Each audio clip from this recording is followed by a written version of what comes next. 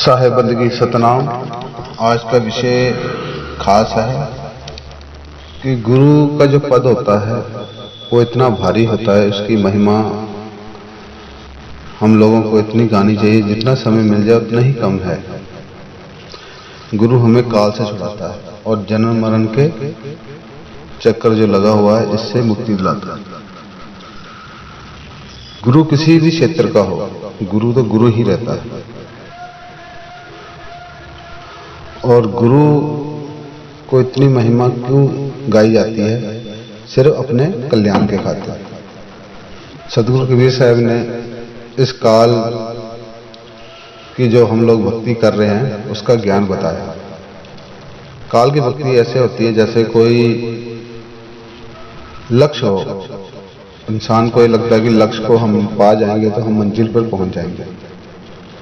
तीन लोग में कोई लक्ष्य नहीं है। लक्ष्य का मतलब ये होता है उसको प्राप्त कर लेने के बाद दोबारा वापस ना आए। यहां पर लक्ष्य पाने के बाद फिर वापस आना पड़ता है। जिन लोगों ने शब्दों को सिद्ध किया, 8 सिद्धियां 9 निधियां हासिल करी, उनका लक्ष्य यही था। और वो इस सृष्टि मंडल के मालिक हैं और वो अपना ज्ञान बांट रहे हैं, पूरा खुले प्रचार कर रहे हैं। और कबीर साहब ने भी अपना, सतगुरु साहब ने परम पुरुष परमात्मा का प्रचार किया, सतनाम का संदेशा दिया। तो गुरु ऐसी अवस्था है जो हमारे दोनों तरफ ध्यान रखती है, काल पे भी और अंत समय हमारा कल्याण का भी। एक समय की बात है, एक साधु बाजार में घूम रहा था।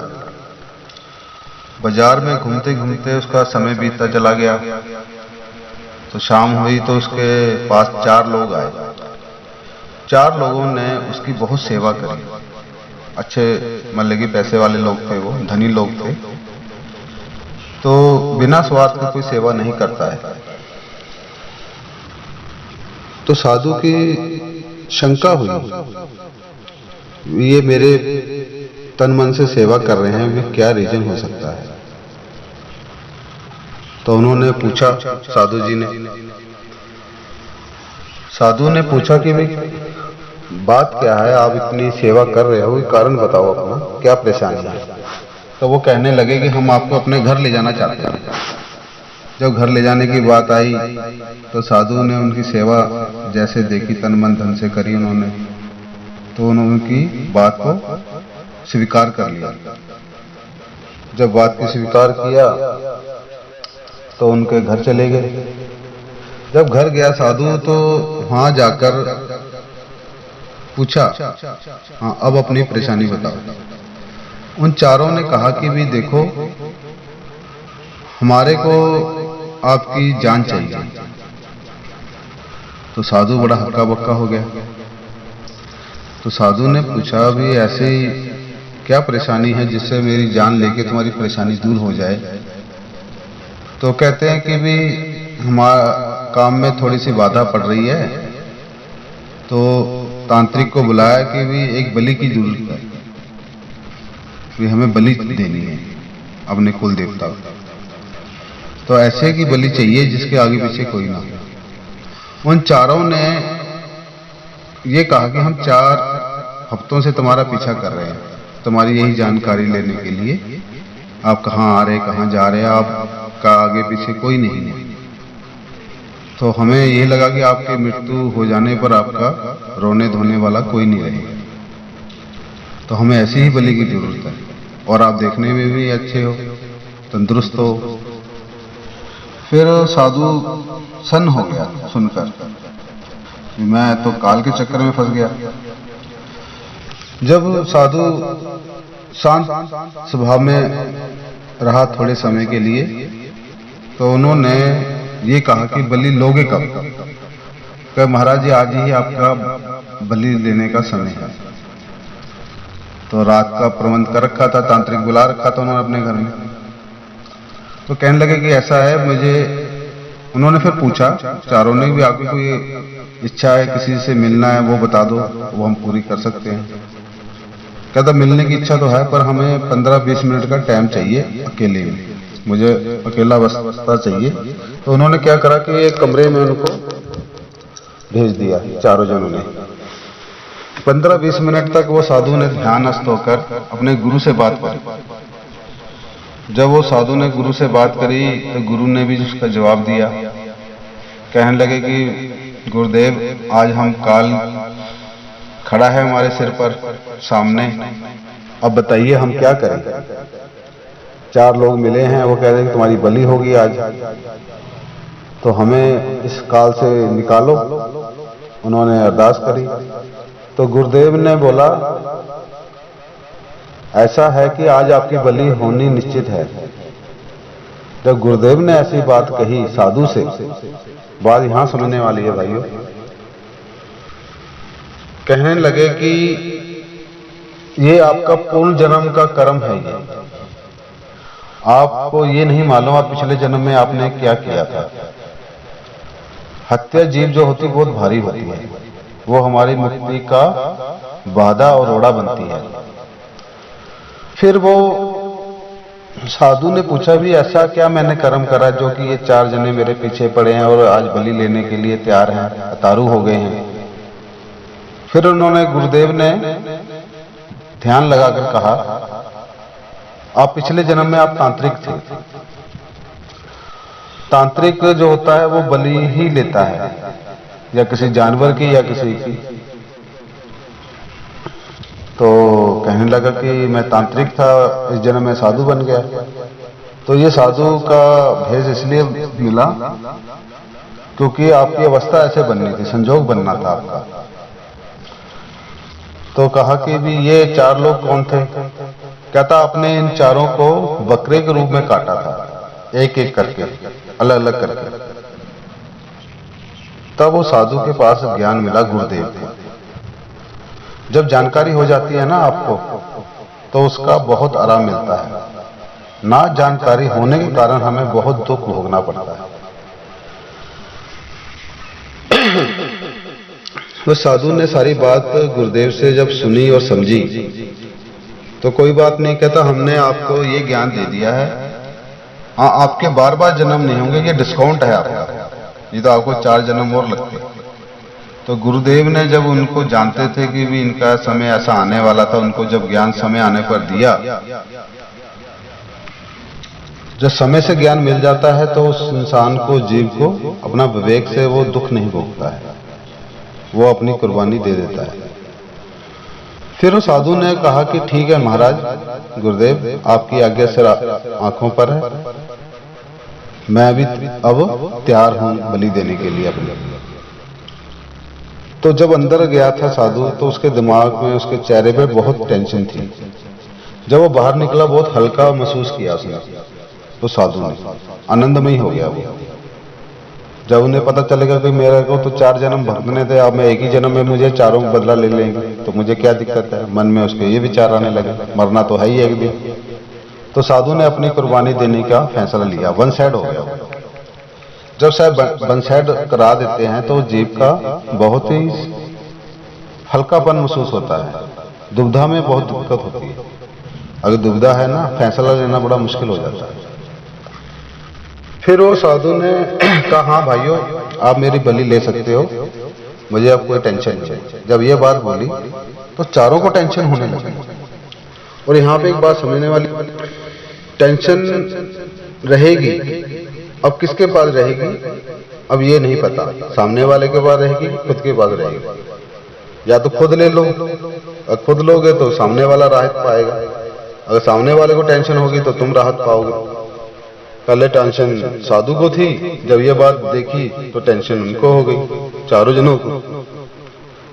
तो उन्होंने 4 ने विचार किया, अभी ये साधु जब पहले परेशानी में था, जब अंदर क्या करके आया है, क्या इसको मिल गया, ये सच जानने के लिए। और 4 ने बात पूछी कि वे आप ये बताइए कि आप इतने परेशान होने के बाद परेशानी से राहत कैसे हुई, किससे बात हुई आपकी, क्या कारण है आपकी खुशी का।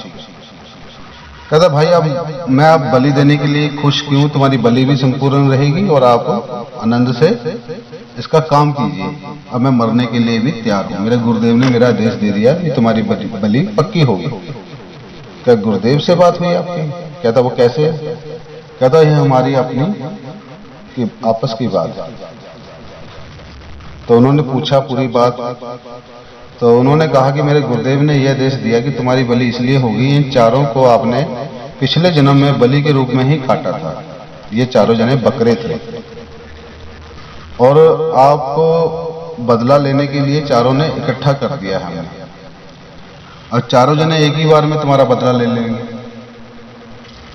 तो 4 जन्म तुम्हें भुगतने नहीं पड़ेंगे। जब ये बात सुनी तो वो सनबन रह गए चारों जने जो साधु को पकड़ कर लाए थे बलि देने के लिए। फिर वो साधु ने कहा फटाफट अपना कार्य कीजिए, तांत्रिक बुला ही रखा था। फिर उन चारों का फैसला ही बदल गया जब ये बात उसने अपने गुरुदेव की उनके आगे रखी। तो भाइयों, गुरु इस पद की महिमा गाई जाती है। हमारे वो हितैषी हैं। सतगुरु कबीर साहब ने हमारे बारे में इतना अच्छा ज्ञान दिया निकलने का। तो इस काल रूप जंगल से निकलना है हमें। ये 3 लोग काल की नगरी है। तो जब उन्होंने साधु ने जब ये ज्ञान रखा तो उन चारों का फैसला बदल गया। कहता अब हम इसको मारेंगे साधु को, ये साधु फिर अगले जन्म में हम बकरे बनेंगे, फिर ये हमें तांत्रिक के रूप में काटेगा। ऐसा तो पता नहीं कितने जन्म तक चलता रहेगा अदला बदला। तो बदला लेना तो इंसान की फितरत है, पर बदलाव नहीं हो पाता है। हमारा जीव का बदलाव नहीं हो पाता है। बदलाव कौन करता है? जो महान होता है, जो क्षमा करता है, बदलाव वो करेगा। तो हम अपने गुरुदेव की महिमा गाएं, उनकी बुराई ना करें। बुराई इस संसार की कभी भी जाएगी नहीं।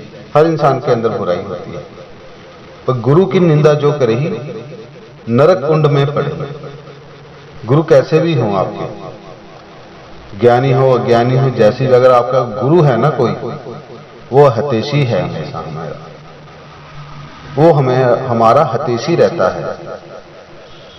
तो भाइयों, गुरु की जितनी आप पूजा करो, जितना मान सम्मान दो, उतना ही कम है। गुरु की महिमा गाओ। सतगुरु कबीर साहब ने गुरु की महिमा, गुरु को आगे रखा। तो ये कहानी से हमें ये शिक्षा मिलती है कि गुरुदेव हमारे दोनों तरफ हमारे जीवन के बारे में सोचते हैं, पर हम उतना नहीं सोचते जितना गुरु सोचता है। इतना हमारे माँ बाप भी नहीं सोचते हैं। माँ बाप हमारे जन्म के दाता है और सदगुरु कबीर साहब हमारे जन्म मरण के दाता है। क्यों? वो हमारे परम पुरुष परमात्मा का संदेशा जो उन्होंने हमको दिया, कहाँ का जीव था, कहाँ ये आया है। साहब ने कहा कहाँ से आए हो, कहाँ को जाओगे, इतना विचार कर लो, बस हो गया भजन। अपनी बुरी आदतों को सुधार लो, बस हो गया भजन। तो इसी वाणी को मैं यहीं विराम करता हूं। और मेरा ये सत्संग मैंने संतों के संगत में ही सुना है और बहुत ही अच्छी प्रेरणा भी मिलती है। तो मैं कोशिश करता हूं कि आपको अपने गुरुदेव का ज्ञान आप लोगों को पहुंचाऊं, और आप लोग भी आगे चैनल बनाए हो तो आप भी अपने गुरुदेव का जितना सत्संग सुनते हो, उनका रिकॉर्ड करते हो, उसकी वीडियो बनाकर जरूर डाला करो। हर व्यक्ति अपने समय निकाल लेता है काम के लिए, माया के लिए, पर अपने सत्संग के लिए जरूर समय निकालें। ये निकालना बहुत जरूरी है, हमारे अपने कल्याण के लिए होता है। जो भी कुछ करते हैं हम अपने लिए ही कर रहे हैं। हमें अच्छे से अच्छे विचार रखने चाहिए। सामने वाला कैसा भी हो, उसकी हमें नजरअंदाज करना चाहिए। साहिबंदगी, सतनाम, सदगुरु कबीर साहब की जय, सदगुरु मदन साहब की जय, सदगुरु बैराग साहब की जय, सदगुरु साधु शरण साहब की जय, सब संतों की जय, गुरु रूप साध संगत की जय। आज का सुनाया हुआ मुझे भी मेरे काम आए और आप लोगों के। साहेब बंदगी सतनाम।